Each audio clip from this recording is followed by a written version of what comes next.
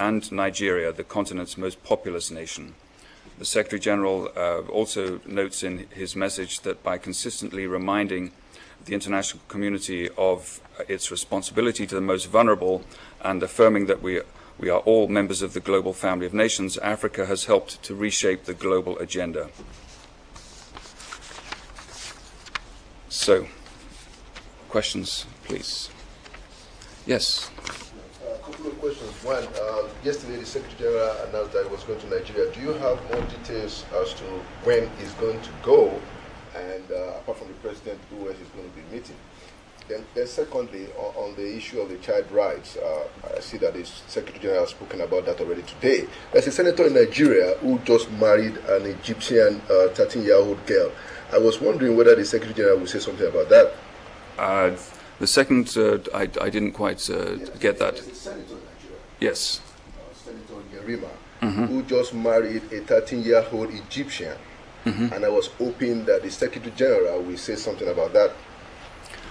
Well, on the first question, which is the precise schedule for the Secretary General's trip to Nigeria, we don't yet have the precise layout and the full itinerary, but we will let you know as soon as we do. But it will be after the trip to South Africa. There is, as the Secretary General mentioned, there's then a leg of that particular trip which takes him to South Africa, to West Africa, I beg your pardon, and Nigeria is part of that. But exactly where, at what point in the schedule hasn't been fixed yet. So we'll let you know as soon as we can. On the second, I don't think I need to say more than has already been stated about the rights of children. I think the Secretary General has been quite clear on that.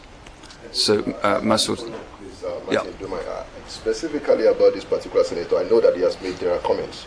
I want to know whether the UN considers itself as having a moral voice, to speak, when such violations of something that it thinks is important to talk about, when there is a direct violation, even by the people who have the power. Doesn't the Secretary General meant to raise the moral voice against such things? The Secretary General's moral voice on this question is very clear, but that doesn't mean that we have to comment on specific cases. But I've stated what the general principle is, and so has the Secretary General, and I think that that's a fairly clear answer. Yes, Masoud. About the moral voice, disclosure.